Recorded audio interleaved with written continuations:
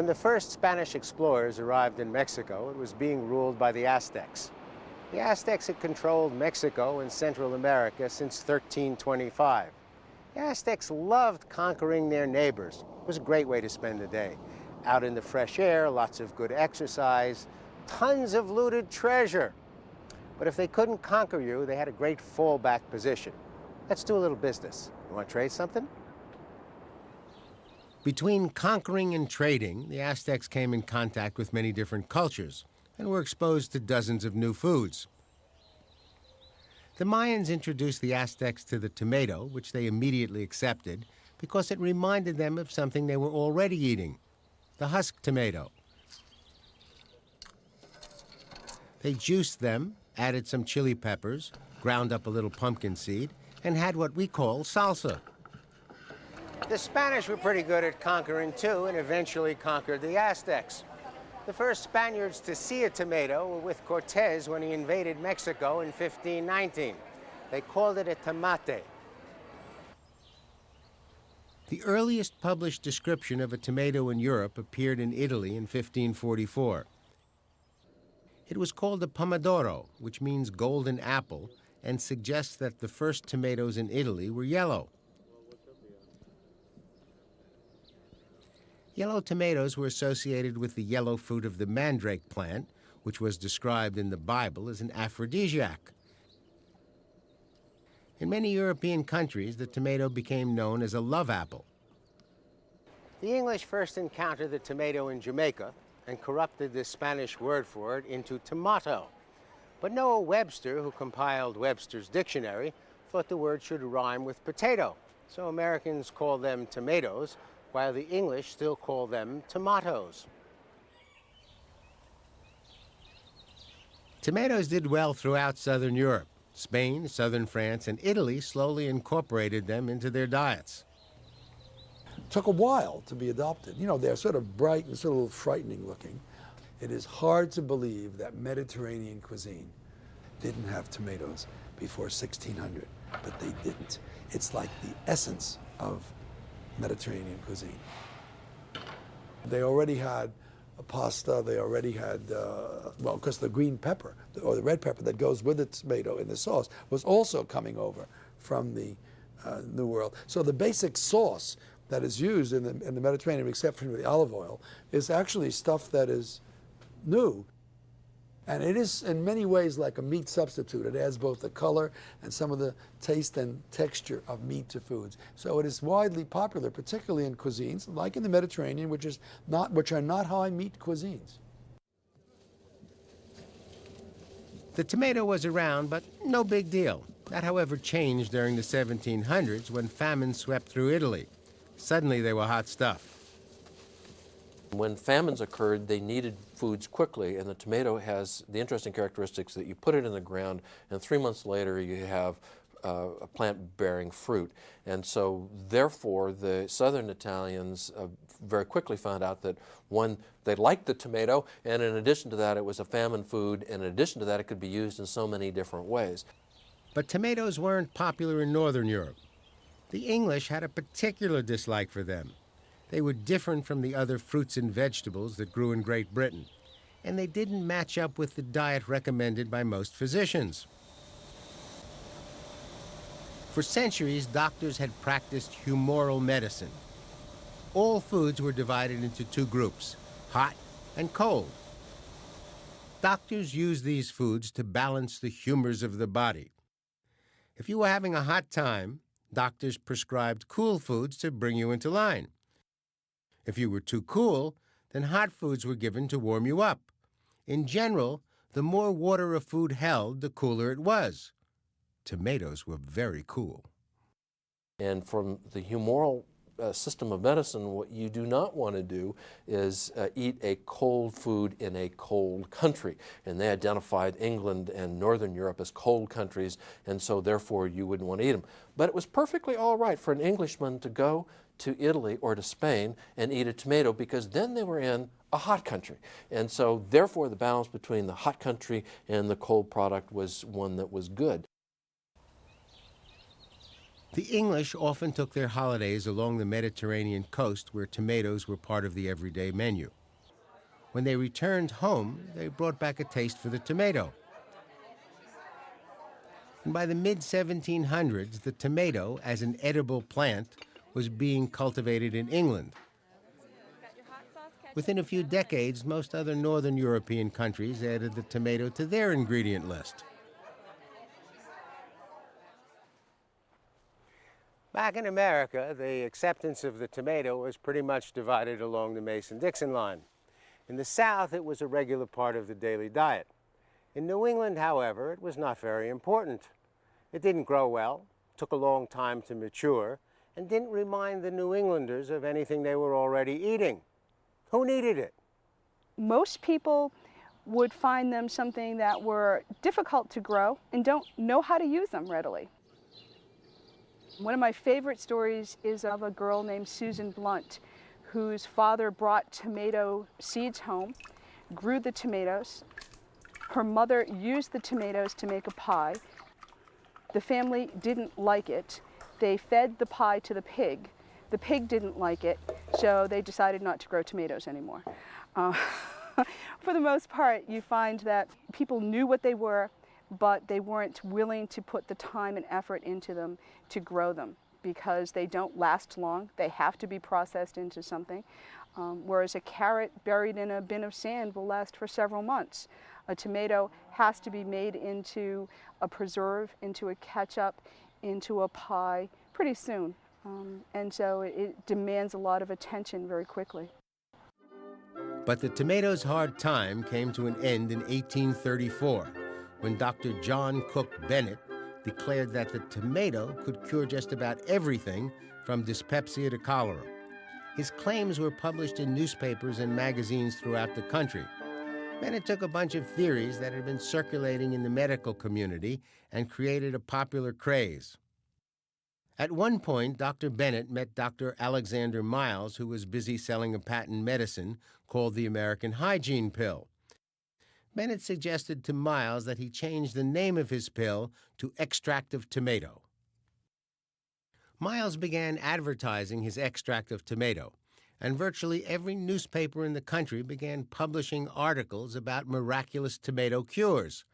They used the slogan, "Tomato pills will cure all your ills." A media wave surged through every region of the nation, and all Americans, lower, middle, and upper class, were infected with tomato mania. Even those who did not believe in tomato miracles believed that the tomato was a wholesome and delicious food. In 1840, the medical community decided to investigate the tomato pills and find out what was really inside them. After an exhaustive period of research, they concluded that, in fact, there were no tomatoes in the tomato pill or in the liquid medicine. But that wasn't important. What was important is that Americans were eating more and more tomatoes.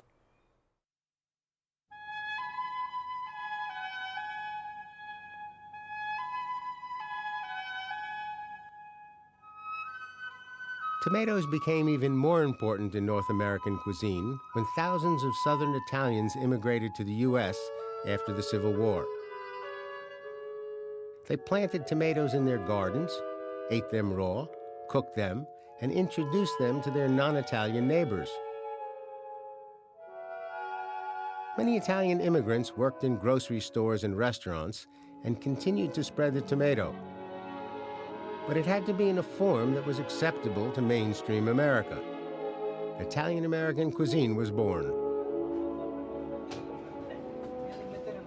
By 1900, the first pizza parlors opened in New York City, and the tomato hit the top of the charts and the grocer's shelves. Pizza is probably the most popular food in the United States. It's not an American food. It would be hard to know that. Any anthropologist who came and studied the globe would assume that pizza was the great native American food. And after all, it's even made with tomatoes, which are from our half of the world. The tomato had become the queen of American vegetables, which was very bizarre because the tomato was a fruit, not a vegetable. The definition is very straightforward.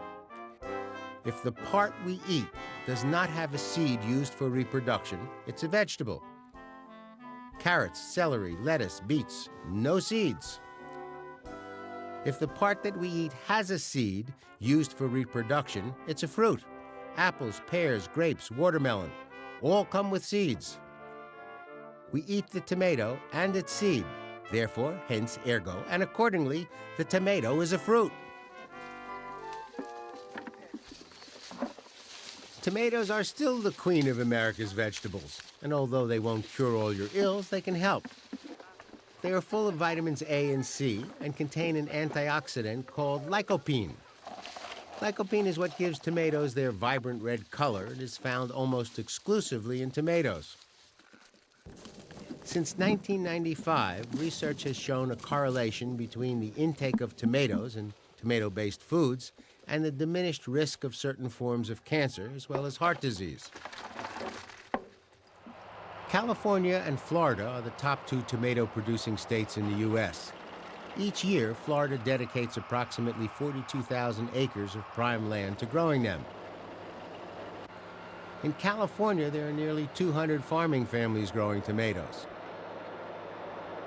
About 3.7 billion pounds of tomatoes are produced in the United States each year. Florida and California tomatoes grow up in a warm and sunny climate, and they like that kind of environment. So don't put them in your refrigerator. Once a tomato is brought below 55 degrees Fahrenheit, it permanently loses the enzymes that create the flavor. The water inside begins to expand. The cell walls burst and the texture becomes mealy. And store them stem side up. That's the way they grew. And like many of us, they don't enjoy standing on their heads.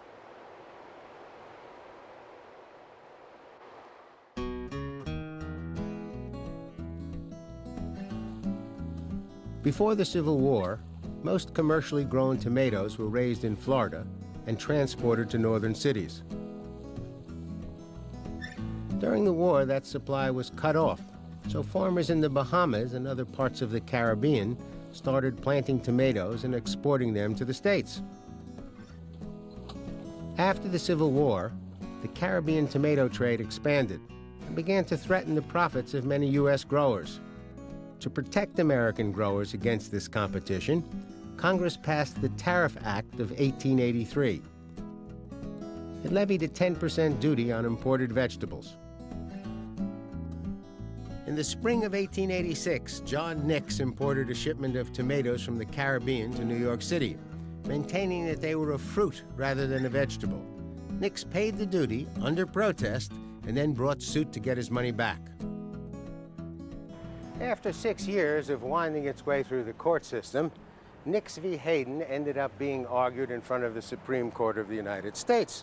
And with its supreme knowledge, it decided that even though the tomato was botanically a fruit, it disguised itself as a vegetable as it moved through commerce, and being a tender vegetable, it needed to be protected. A 10% duty was its protection. And so the Supreme Court of the United States turned a fruit into a vegetable. And isn't that what justice is all about?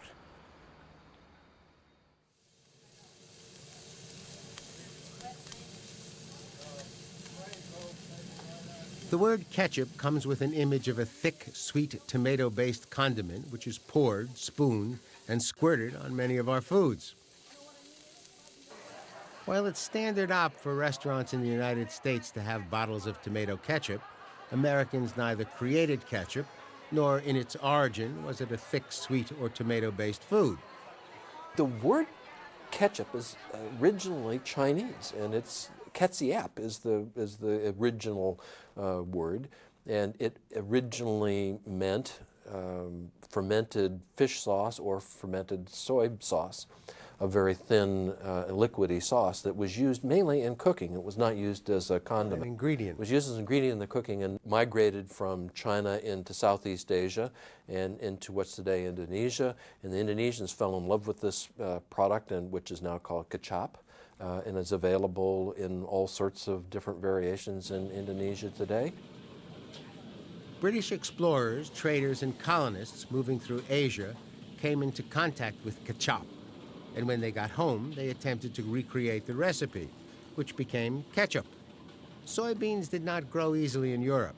so British cooks substituted other products like anchovies, mushrooms, kidney beans, and later in the 18th century, walnuts. British colonists then brought their ketchup recipes to America. And it's really not until about 1800 that Americans start fooling around with other products, just like the British did, and created a whole series of other ketchups, all the fruit ketchups, apple ketchup, cherry ketchup, peach ketchup, and somebody went around and found that tomatoes made good ketchup too. And up until about the Civil War, the three main ketchups, which were all gourmet foods, you would have had walnut ketchup, mushroom ketchup, and tomato ketchup. And at the bottom of menus from this period, they proudly announced that they had all three of these ketchups would be available if you went into the best restaurants of America at that time. After the Civil War, the price of tomatoes dropped dramatically. What was originally $3.50 a pint for tomato ketchup became 10 cents for a quart. The price of mushrooms and walnuts, however, remained the same. By 1896, the New York Tribune declared, "Tomato ketchup, America's national condiment." Payroll! Extra! Extra! Read all about it! Emily Aronson has been my producer for almost 30 years, and we get along pretty well, but we differ on ketchup. First of all, we do agree that it's the best sauce in the world, but she feels it has to be stored outside the refrigerator, where somewhere I came upon the idea that it should be stored in the refrigerator. Emily is a very wise woman. You can just determine that not only by her love of ketchup, but in addition to that, ketchup does not need to be refrigerated. And in fact, I think cold ketchup is not as tasty as ketchup that comes in right at room temperature. At the end of the 1800s, ketchup was only one of the foods being mass-produced. The war between the states had created an enormous demand for foods that would stay fresh and travel. The American canning industry came of age, and one of their most successful products was canned soup. Tomato soup would have been just one soup among many, had it not been for John T. Dorrance. In 1895, he began producing condensed soups. He sold 5 flavors in his first year: tomato, vegetable, chicken, consommé, and oxtail. By 1904, however, his company was making 21 different flavors and selling 16 million cans a year. The business of canned soups flourished, and tomato soup was by far the most important. When the Depression hit in the early 1930s, soup became the main meal. At 12 cents per can, canned soups were healthy and inexpensive. Even if you bought fresh tomatoes and made your own soup, you couldn't do it as cheaply. During the 1930s, tomato soup became the most consumed canned food item in America.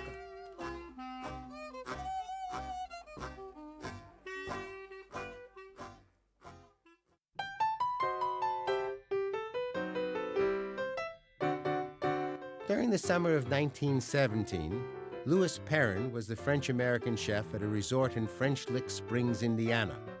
One day he started serving his guests tomato juice. It was just an experiment, but Chicago businessmen loved it and spread the word. Tomato juice was great stuff. By the 1920s, tomato juice was being promoted as a health drink. Canned tomato drinks were getting more popular, but none of the products yielded the juice with just the right color and flavor. And the tomato solids settled to the bottom of the can or glass, not what the public wanted. In 1924, Ralph Kemp of Frankfort, Indiana, started looking for a way to break up tomato pulp into teeny little particles that would float in tomato juice. It was not an easy thing to do, and it took him 4 years of experimentation. He finally ended up using something called a viscolizer, which had previously been used in the making of ice cream. Then in 1928, he introduced the first true tomato juice with a national ad campaign, and it became an instant success. One reason tomato juice was so successful was that it arrived as Prohibition left. A cocktail made of tomato juice and vodka was probably introduced by Ferdinand Pete Petot at Harry's Bar in Paris.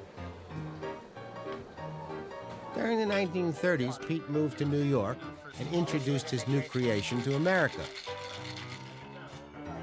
Eventually, he added Worcestershire sauce and called it a Bloody Mary. Ernest Hemingway claims that he personally introduced the Bloody Mary to the bars of Hong Kong. He spent his evenings going from bar to bar, teaching the bartenders how to properly prepare and serve the Bloody Mary. Hemingway was a founding member of the Inebriationists, a non-profit society devoted to the cross-cultural exchange of recipes based on distilled spirits.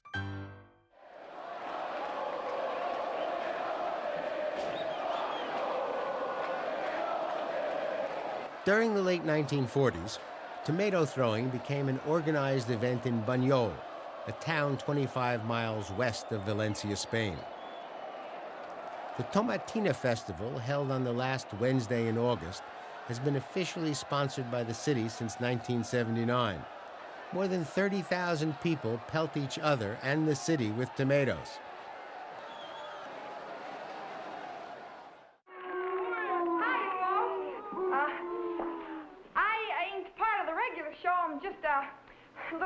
Throwing tomatoes is a good old American tradition that dates back to the middle of the 1800s. It started in rural areas at the end of the season when the price of the tomato had dropped so low that they weren't worth picking. People just tossed them at each other for sport. Eventually, it moved into urban theaters where it became the critical counterpart to throwing flowers. In recent years, target acquisition has expanded to include politicians, famous figures, and cameramen. Nice shot. For What We Eat, I'm Burt Wolf.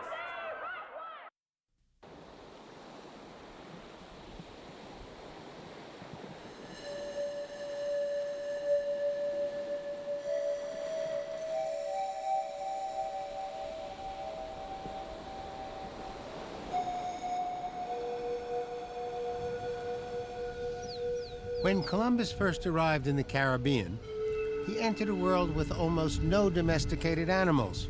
No cattle, no horses, no pigs. However, on his second voyage in 1493, he had a full complement of cattle and pigs. The animals did well because the local diseases did not affect them. There was an unlimited amount of feed and few predators. They reproduced at an extraordinary rate, and within 10 years, they had taken up residence on most of the Caribbean islands. Pigs were the first to take on the New World. Sailors would seed a remote island by leaving behind a family of pigs. The pigs would reproduce and be ready for dinner when the next group of Europeans stopped in. On his second voyage, Columbus also brought in both cattle and the plow, which dramatically altered the landscape and the diet of the Americas. The oxen were strong enough to pull an iron plow across the plains. The plow transformed the grasslands into fields of wheat and corn. The cattle converted unfarmed grasslands into milk and meat. Native Americans had no animals that gave them this kind of protein. And by the 1600s, one of the least expensive foods in the Americas was meat. Of all the animals imported into the Americas, the horse was the essential element in the Spanish conquest. You can go to the coast in your ship, but then you have to find a way to move up into the highlands in both those cases, Mexico and Peru. And so this is where the horse came into play. It provided that mobility. So that was one thing. Another thing was that a mounted horseman could sweep down on a foot soldier with great efficiency and speed and discombobulate that foot soldier so much that it left him vulnerable to being killed. So it was a very efficient way to kill the Indians. Thirdly, there was a psychological advantage here of having a horse because The native people of the New World had never seen an animal like that. And so to them, this was some kind of a mythic, supernatural being. By the time Columbus arrived in the Americas, wine had become the beverage of choice for the Spanish. It was what Columbus's crew drank, and he had dozens of casks on board. Considering its importance, the Spanish were surprised to find that the Native Americans, who lived in a land filled with grapes, did not make wine. New Spain's first attempts to make wine were in Mexico, but they failed miserably. They had much better success in their South American colonies, where a major wine business eventually developed. English settlers in the Americas were also interested in producing wine. Their new colonies were overrun with native grapes, and it seemed obvious that with a little work, good wine would be as near as the next harvest. Wrong. The wine they tried to make at Jamestown, Virginia was dismal. But within 200 years, the Spanish missions in Mexico were able to make wine that was pretty good. In the middle of the 1700s, the Franciscans moved north to California. In 1769, they brought wine with them. They needed wine, of course, for the Mass. And there was no successful attempt to produce any vineyards in the early days. It was just too hazardous a life. They depended upon imported wine. But gradually, by the end of the 70s, Father Serra was able to get the officials in Mexico to get the southern missions to send cuttings to San Juan Capistrano. And by the early 1780s, you had vineyards all the way up to what is today Sonoma.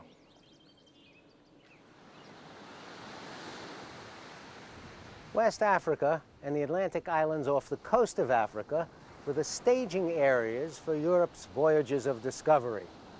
They used the Canary Islands and Madeira to test the plantation system and the use of slave labor. When Christopher Columbus planted the first sugar cane in the Mediterranean, he also planted the idea of an enslaved labor force, a labor force that came almost exclusively from Africa. In the areas where slaves were allowed to grow their own food, they planted okra, bananas, watermelon, yams, rice, and peanuts. The slaves came from many different tribes with many different gastronomic traditions. And when they were brought together on the boats and in the plantations, they began to exchange those traditions. They didn't come from the same place. They didn't speak the same language.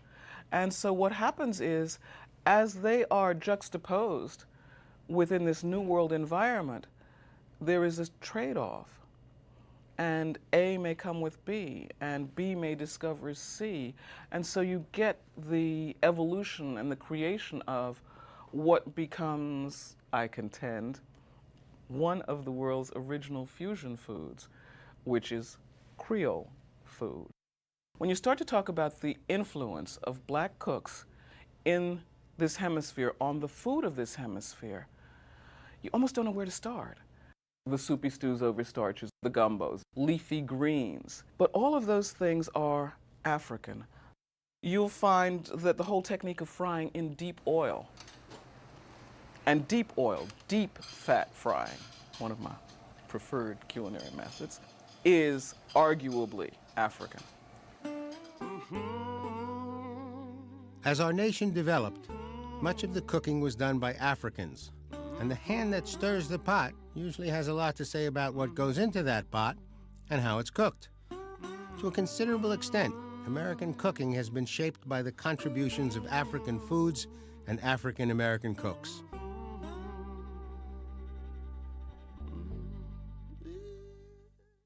There was a French lieutenant named Gabriel Mathieu de Clue who became obsessed with the idea that he wanted to take a coffee tree to the New World.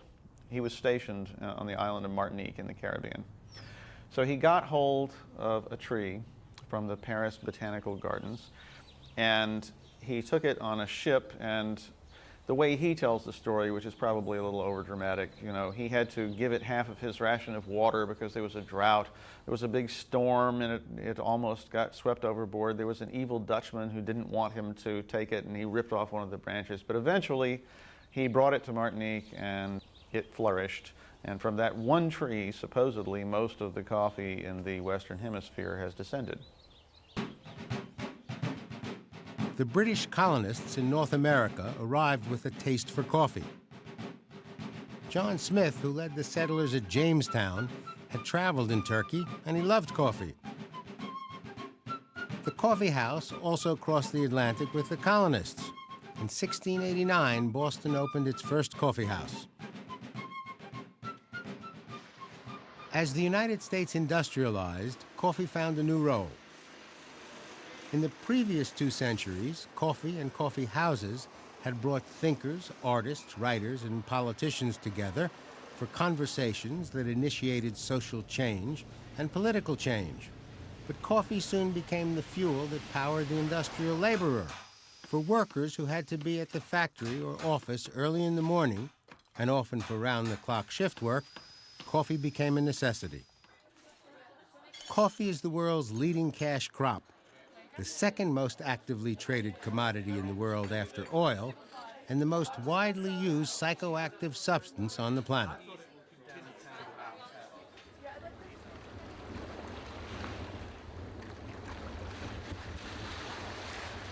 The Nina, the Pinta, and the Santa Maria were filled with biscuits, pork, beef, cod, anchovies, chickpeas, raisins, olive oil, and fortified wine. Typical provisions for Spanish ships of the period, and typical of the diet of the people living on the northern coast of the Mediterranean Sea.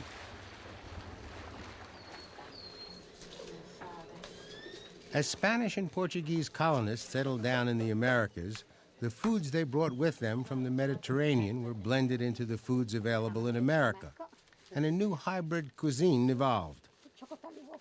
There are several what I would call true, long-lasting, forever marriages that occurred after 1492, when the foods of the Old World and the foods of the New World and the culture of both came together.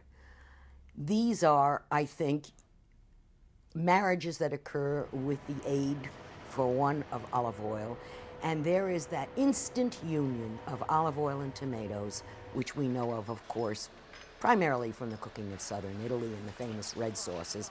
But those red tomato sauces occur throughout the Mediterranean.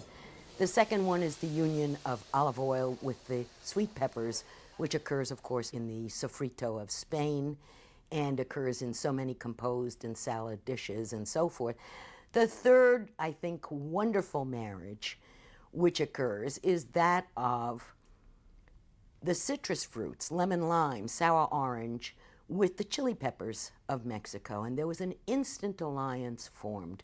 By the way, when you talk about the marriage of certain ingredients, there is one product that we all know and love. It's become a feature of our festive tables and occurs in every martini, and that is, of course, the little green, unripe Spanish olive stuffed with a little bit of red pimento. Now, how palpable a symbol of the union of two worlds can you get?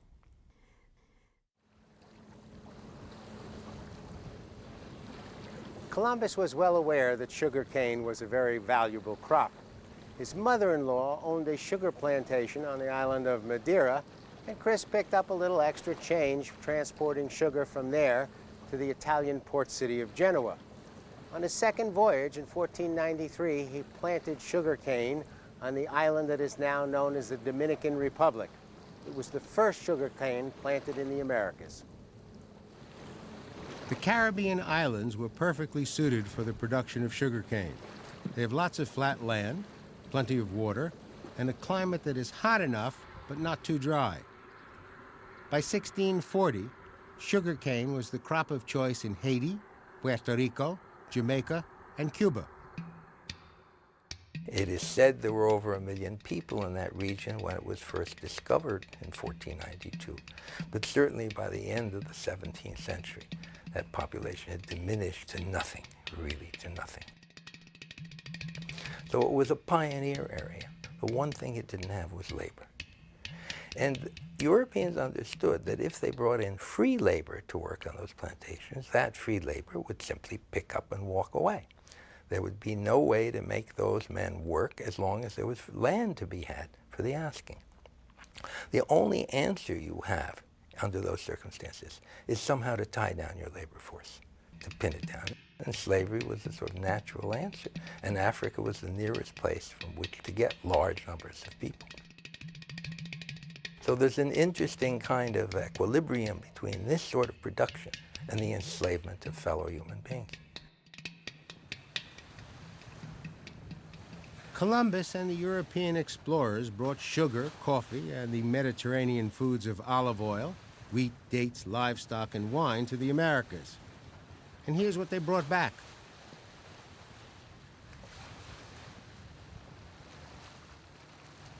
When Columbus set sail from Spain, one of his objectives was to get King Ferdinand and Queen Isabella into the pepper business. So when he arrived in the Caribbean and the natives gave him a taste of a pungent fruit, he decided to call it pepper. And he had two good reasons. First, it did something to his mouth that felt like pepper. And second, much more important, he was getting paid to find pepper. And so he found it.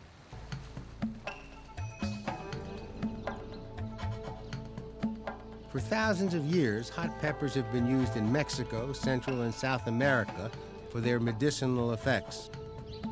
The Aztecs rubbed hot peppers on sore muscles. The Maya made a drink of hot peppers, which they used to cure stomach pains. They also rubbed hot peppers on their gums to stop toothaches. Columbus was a magnificent neurotic, deluded neurotic. And I like to think that probably he also had bronchitis and had a strong personal interest in looking for a better cure for his bronchitis. And ideally, finding the right type of peppers would have been an adequate treatment. And I don't say this entirely lightly, because there's good evidence from the earliest history that peppers were not just used as food flavors, they were used as medicines. And one of the major things they were always used for in history as hot remedies, they were utilized for treating cold diseases, namely the common cold and bronchitis. It appears that 1 out of every 5 people on the planet eat hot peppers every day. Most of the people say they do that because they like the taste, but there may be an additional reason that's even better. Scientists have discovered that people who eat hot peppers are generally healthier than people who don't, especially in hot climates. There's something in hot pepper and also in garlic that helps kill the microorganisms that spoil food.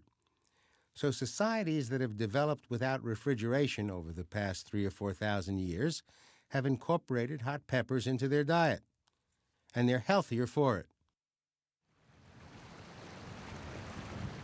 On November 4th, 1492, Columbus came ashore on what is now the island of Cuba. The natives greeted him and gave him 2 gifts. One was tobacco, and one was corn. His diary for the next day contained the following entry. There was a great deal of tilled land sown with a sort of bean and a sort of grain they called maíz, which tasted good.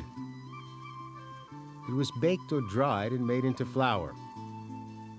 On one day, the American plants of corn and tobacco were introduced to the rest of the world. The Indians presented their corn to Columbus because it was a valuable food, but also because it was the basis of their civilization. They used it for every possible food and for every possible sacred ceremonial use, because corn is at the heart of all the mythology, all the calendar, all the religions, all the rituals of Mesoamerica. The original word corn, maíz, in Arawak, meant seed of life, because life in the created universe began with corn, with the corn gods, but it's really with the seed, the womb of life. Mother Earth was also Mother Corn, being fertilized really by the sun, by the heavens, by Father Sun. Out of that, the universe sprouts. But what sprouts? A corn tree. The corn tree becomes the axle of the universe. A corn plant, and all the cobs on that tree are heads of gods. So the corn god is represented in the plant. Man was created from a dough of corn and blood.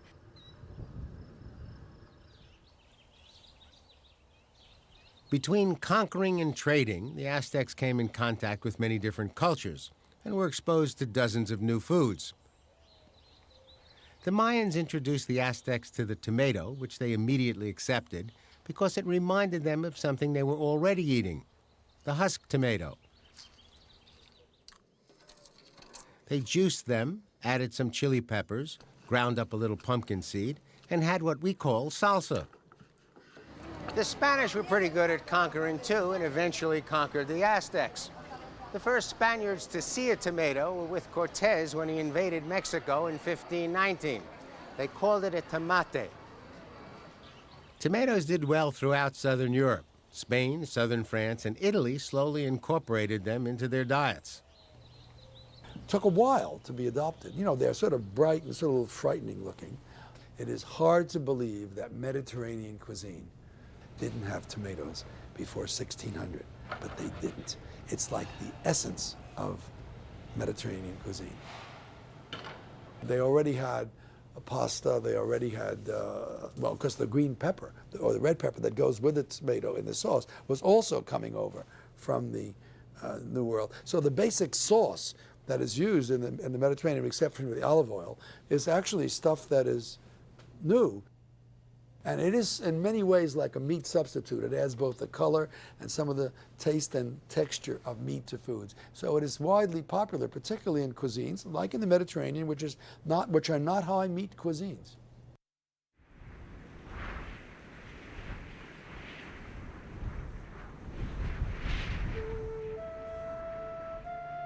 It looks like the potato was first cultivated in the Andean mountains of South America about 7,000 years ago. The great centers of pre-Inca culture were high up, some as high as 12,500 feet above sea level. And each night, the temperature would drop below freezing. Edible crops were in short supply, but the potato was one of the few crops that could be grown at a high altitude. The Andean farmers came to rely on the potato. They also found an ingenious way of preserving them. At first, Spanish settlers looked down on the potato and relied on corn. The potato, however, did catch on with sailors who recognized that eating potatoes prevented scurvy. The first potatoes to reach Europe traveled on Spanish ships returning from South America. As potatoes spread through Europe, a feedback process was set in motion. More potatoes produced more food. More food produced more people. More people produced more potatoes. The population of Northern Europe grew as fast as the potato plants. In fact, the rate of population growth in Northern Europe far outstripped what was taking place in other parts of the world. All across Europe, the potato became the staple food of the poor and the new working classes. It contributed to a population increase that was big enough to provide Europe not only with extra farm laborers, but with the workforce it needed for its transformation into an industrial society. The extraordinary healthful and nutritional value of the potato has made it a staple of American and European diets for hundreds of years. In one form or another, potatoes have become part of virtually everyone's diet.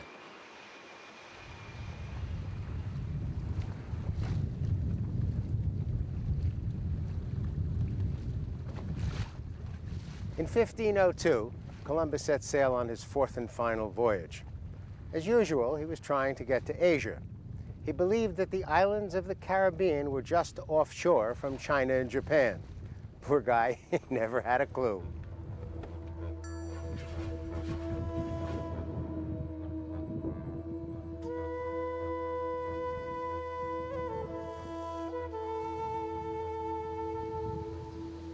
On this last voyage, his first landfall was in the Bay Islands, about 30 miles north of Honduras.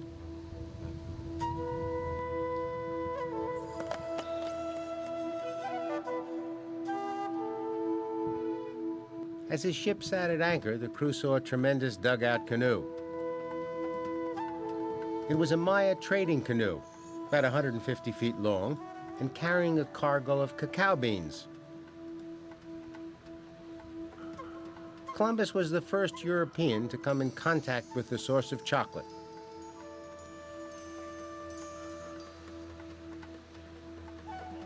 When the Spaniards first came to Mexico, and they saw people drinking chocolate and were offered it and tried it, they'd have thought it was horrible. In fact, one of our sources, who was an Italian traveling with him, says it was only basically fit for pigs. It was so bad. It was bitter.